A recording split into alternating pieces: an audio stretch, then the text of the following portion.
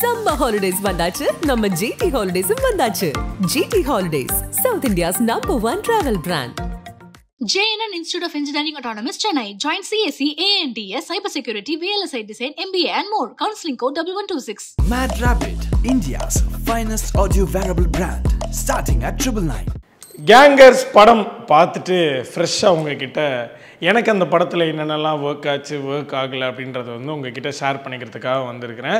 To start with கடந்த வருடம் அரண்மனை, இந்த வருஷத்துடைய ஸ்டார்டிங்கில் மதகஜராஜா, இந்த வருஷத்துடைய ஆல்மோஸ்ட் ஒரு செகண்ட் ஹாஃபோடைய தொடக்கத்தில் வந்து கேங்கர்ஸ். ஸோ சுந்தர்சி அவர்களுக்கு இது ஒரு ஹேட்ரிக்காக இருக்குமா அப்படின்னு ஒரு கேள்வி வச்சா எஸ், இட்ஸ் ஹேட்ரிக்.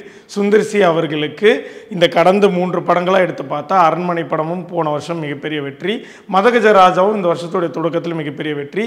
அந்த வரிசையில் கேங்கர்ஸ் படம் கண்டிப்பாக ஒரு பிளாக் பஸ்டர், ஒரு ஹிட் அப்படின்னு சொல்லலாம். சுந்தர்சி அவர்களுக்கு வந்து ஹேட்ரிக் டிக் ஆயிடுச்சு. Congratulations sir.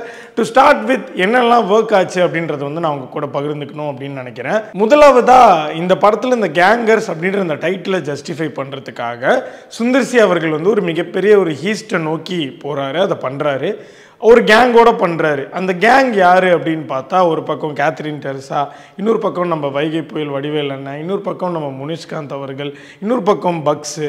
இந்த மாதிரி வந்து ஒரு நம்ம இது வரைக்கும் இந்த மாதிரி ஒரு காம்பினேஷன் பார்த்துருக்க மாட்டோம். இந்த மாதிரி ஒரு காம்பினேஷனாக ஒரு கேங்கை சேர்த்து இந்த கேங்கை வச்சு ஒரு ஹீஸ்ட் பண்ண போகிறாங்க அப்படின்றத வந்து அழகாக ஜஸ்டிஃபை பண்ணிட்டாரு சுந்தர்சி அவர்கள். ஸோ இதில் இன்னொரு பெரிய விஷயம் என்னென்னா, சுந்தர்சி சார் அவர்களோட படங்கள்லேயே டிகேட்ஸ் ஆஃப் த டிகேட்ஸ் நம்ம எடுத்து பார்த்தா சுந்தர்சி சார் அவர்களோட படங்களில் ஒரு காமெடியன் இருப்பாங்க, பக்கத்தில் அந்த காமெடியன் கூட இன்னொரு காமெடியன் இருப்பாங்க, பேரலாக இன்னொரு காமெடியன் வேற ஒரு இடத்துல இருப்பாங்க, ஹீரோ ஒரு பக்கம் காமெடி பண்ணுவார்.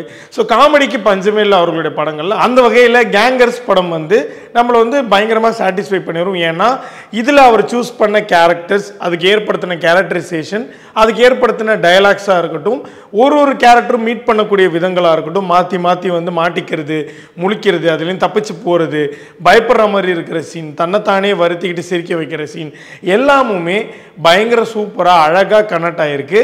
இதெல்லாம் பார்க்கும்போது அப்பாடா, சுந்தர்சி சார் அவர்களோட யூனிவர்ஸ்குள்ளே இன்னொரு படம், அந்த படமும் நம்மளை சிரிக்க வச்சிருச்சு, அழகாக ரசிக்க வச்சிருச்சு அப்படின்னு தான் இருக்குது. எனக்கு என்ன ஆச்சரியம்னா, சுந்தர்சி அவர்கள் இந்த மனுஷன் தொடர்ந்து டிகேட்ஸ் தாண்டியுமே வந்து ஸ்டில் தமிழ் சினிமா இண்டஸ்ட்ரியில் ஒரு ஹிட்டு கொடுக்குற ஒரு இயக்குனராக இருந்துக்கிட்டே இருக்கார். இது வந்து நம்ம எல்லாருக்குமே ஒரு லெசன், ஒரு இன்ஸ்பைரிங்கான ஒரு விஷயம் நான் நினைக்கிறேன்.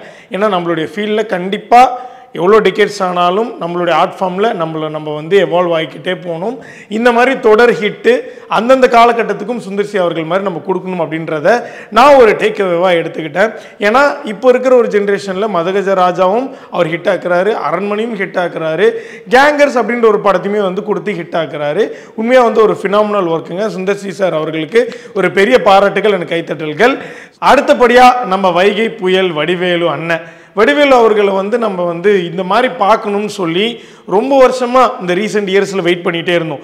இந்த படம் வடிவேல் சார் அவர்களோட கம்பேக்காக இருக்குமா, இந்த படம் வடிவேல் சார் அவர்களோட கம்பேக்காக இருக்குமா, இல்லை அடுத்த படம் தான் அவரோட கம்பேக்குன்னு சொல்லி கடந்த வருடங்களாக நம்ம வெயிட் பண்ணிகிட்டு இருந்தோம். பட் என்ன கேட்டால் வடிவேலு அவர்களுடைய கிட்டத்தட்ட அவுட் ஆஃப் 100%க்கு ஒரு 80% ப்ளஸ் கேங்கர்ஸ் படம் தான் வந்து ஒரு ஆக்சுவல் கம்பேக்காக நான் நினைக்கிறேன். ஏன்னா நம்ம பார்த்து ரசித்த, நம்ம மிஸ் பண்ண வடிவேலு அவர்களை வந்து ஸ்க்ரீனில் பார்த்து அவருடைய டைலாக்கு சிரித்து, அவருடைய எமோஷனாக இருக்கட்டும், அவருடைய ரியாக்ஷனாக இருக்கட்டும், அவருடைய கெட்டப்பாக இருக்கட்டும், அவருடைய கேரக்டரைசேஷனாக இருக்கட்டும், எல்லாமுமே ரசிக்கும்படியாக இருந்தது, நம்மளை சிரிக்க வச்சிச்சு. எனக்கு பார்க்கும்போது அப்பாடா, சுந்தர்சி சார் படம், இன்னொரு பக்கம் வடிவேல் அண்ணன் உள்ளே இருக்கார், இந்த காம்பினேஷனில் இந்த படமும் இந்த காமெடியும் சூப்பராக ஒர்க் ஆகிடுச்சு. இந்த வடிவேல் அண்ணனை தான் நம்ம மிஸ் பண்ணோம் அப்படின்ற ஒரு விஷயத்தை தான் நம்மளை யோசிக்க வைக்கும். பார்க்கும்போது பயங்கர ஹாப்பி. இன்னொரு பக்கம் படத்தினுடைய ட்ரெய்லராக இருக்கட்டும், ப்ரொமோஷன்ஸாக இருக்கட்டும், எல்லாமே வந்து ஒரு பயங்கர காமெடி படம் அப்படின்ற ஒரு ட்ராக் கொடுத்துருந்தாலும் படத்துக்குள்ளே பேரலாக ஒரு ஆக்ஷன் ட்ராக் இருக்குது. கொஞ்சமாக ஒரு மைல்டாக ஒரு த்ரில்லிங் போர்ஷன் வரும், மைல்டாக ஒரு ஆக்ஷன் பிளாக் வரும். இன்டர்வல் அந்த இடமா தான் இருக்கும். நான் வந்து பயங்கர பேங்கராக ஒரு காமெடி இன்டர்வல் பிளாக்காக இருக்கும் அப்படின்னு நினச்சேன். பட் அது வந்து கதைக்குள்ளே ஒரு சீரியஸ் நோட்டுக்குள்ளே போய் அங்கே ஒரு ஆக்ஷன் சீக்வன்ஸ் வந்து அங்கே ஒரு இடத்துல வந்து ஒரு இன்டர்வல் வரப்போ வந்து ஓகே, நம்மக்கிட்ட ஒன்று சொன்னாங்க பட் வேற ஒன்று கொடுத்துருக்காங்க, அதுவும் நல்லா இருக்குது அப்படின்ற மாதிரி தான் இருக்குது. அடுத்ததாக எனக்கு வந்து நிறைய விஷயங்கள் வந்து பிடிச்சிருந்தது. என்னென்னா ரீசெண்டான தமிழ் சினிமாவில் நிறைய இந்த ரெஃபரன்சஸ்லாம் யூஸ் பண்ணுறோம் அப்படின்னு சொல்லிட்டு நிறையா நம்ம வந்து பார்க்குறோம். பட் வே அஹேடாகவே தமிழ் சினிமாவில் டிகேட்ஸ்க்குலாம் முன்னாடியே நிறையா படங்களில் தாங்க நடித்த படங்கள் இல்லை முன்னே வந்து தமிழ் சினிமாவுடைய ரெஃபரன்சஸ் நிறையா யூஸ் பண்ணியிருந்திருக்காங்க. நம்ம இப்போ நோட் பண்ணி ஒரு ரெஃபரன்ஸ்னு சொல்கிறோம், அவ்வளோதான். பட் சுந்தர் சி அவர்கள் அவரோட படங்களில் இருக்கக்கூடிய ரெஃபரன்ஸ் அங்கங்கே வச்சிருக்கிறாரு. உதாரணத்துக்கு ஒரு மதகஜ ராஜாவுடைய ஒரு போர்ஷன் ஒரு இடத்துல வருது, பயங்கரமாக சிரிக்க வைக்குது. பட் அது என்ன போர்ஷன் நான் சொல்ல மாட்டேன். அங்கே நம்ம விஷால் அண்ணன் வராரு. இதில் வந்து பாதி உண்மை பாதி பொய். அவர் ஆக்சுவலாக வராரா இல்லையா அப்படின்றத நீங்கள் படத்தில் போய் பாருங்கள். அந்த மொமெண்ட்லாம் நம்மளை அங்கங்கே ஒரு சுந்தர் சி சாருடைய ஒரு யூஸ்வல் கிம்மிக்கை போட்டு அந்த இடத்துல நம்மளை சிரிக்க வைக்கிறாரு, ரசிக்கவும் வைக்கிறாரு. இன்னொரு பக்கம் அன்பே சிவமுடைய ரெஃபரன்ஸ் வருது, இன்னொரு பக்கம் வடிவேல் சாருடைய காமெடி ரெஃபரன்சஸ் நிறையா வருது, அவருடைய கெட்டப்ஸுடைய ரெஃபரன்சஸ் நிறையா வருது. இதெல்லாம் பார்க்கும்போது பயங்கர சூப்பராக இருக்குது. ஸோ நான் ஒரே ஒரு விஷயம் மட்டும் ஹிண்ட் கொடுக்குறேன்.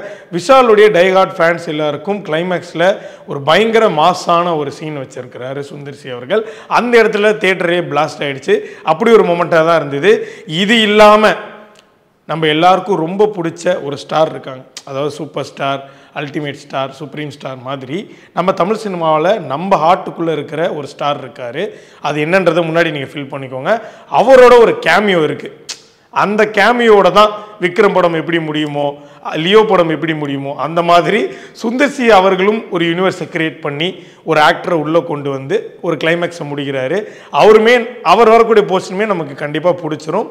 ஸோ இந்த இடத்துல வந்து என்னெல்லாம் ஒர்க் ஆச்சு அப்படின்றத வந்து நான் டீட்டெயில்டாக வந்து சொல்லியிருந்தேன். என்னெல்லாம் ஒர்க் ஆகலை அப்படின்னு எடுத்து பார்த்தா, படம் ஸ்டார்டிங்லேயே வந்து ஒரு முதல் சீன்லேயே கேரக்டர் இன்ட்ரொடக்ஷன்லாம் ஆகிடுது, கதைகள்லாம் நகருது, படத்துக்குள்ளே கூட்டிகிட்டு போயிட்டாங்க, எல்லாமே ஓகே.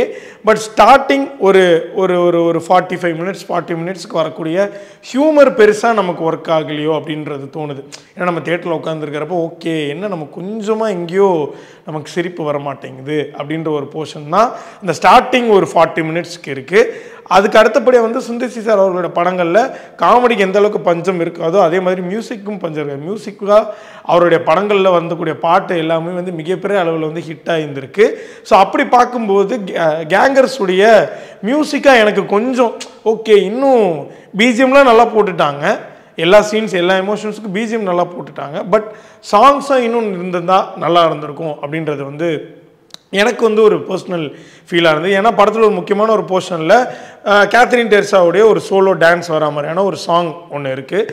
அந்த இடம் வந்து யூஸ்வலாக சுந்தர் சி சாரோட படங்களில் பயங்கர ஒரு மாதிரி சூப்பராக இருக்கும், ஒரு ஹிட் பாடல் அந்த மாதிரி இருக்கும். பட் இந்த இடத்துல வந்து அந்த சமந்தா அவர்களுடைய இந்த ஊ சொல்றியா மாமா மாதிரி ஒரு பாட்டு ட்ரீட் பண்ணியிருக்கிறாங்க.